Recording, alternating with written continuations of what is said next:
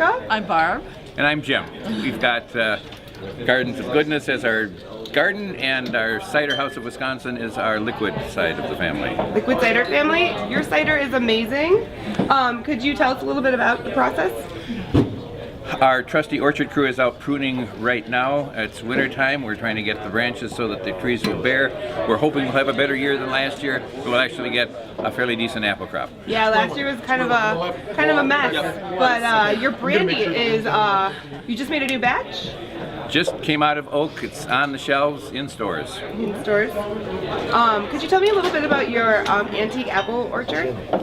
We have approximately 2 acres. That provides several hundred trees worth of stuff that you don't see in stores. They are English and French cider apples, and that provides the spice to go with a number of other orchards that we manage to provide the sweetness and the bulk of our cider. How did you guys get into apple orcharding? We walked backwards. Oh, really? How did that come about? We started out growing just enough trees to have some apples. And it grew, and Jim got interested in the antique apples, and that's where it went from. So it's been a long process. It's been over 20 years. Wow. Apples are fascinating to me. I mean, the story about how they came from, where was it? Kyrgyzstan, Kazakhstan, up in the mountains, beautiful. There's actually forests of them, miles and miles, and they're disease resistant. I know because of the seeds. I mean, it's fascinating. Yeah. That's not how you make an apple tree. Exactly, no. How do you make an apple tree? Well, how do you make an apple tree? Apple trees come in 2 parts. There's the rootstock, and that determines the precocity, how soon it grows. And now we can get apples off a tree in about 2 years as opposed to 7. Oh, wow. And then there's the scionwood. Scion's the Greek for daughter or son, and you put that on top, and You graft it together. if the graft takes, you have a tree. You have a tree. Oh, that's amazing. And that's why you can have more than one type of apple on a tree. Okay. Because they graft different branches on it. So has every branch got a different...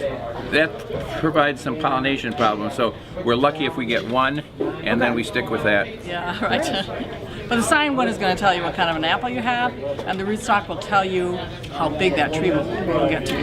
Great. Well, this is all fascinating. How long have you guys been doing this? We've lived where we are right now for 25 years, but the long-term history, to pick up on what Barb said, is when I was a kid, a few years ago, Grandma had an apple tree that I climbed in, and we've been in love with apples ever since. Yeah, no, they're fascinating thing, and you make such delicious products with that. We're very happy with our juice, which is in several very nice Madison stores, and it goes juice.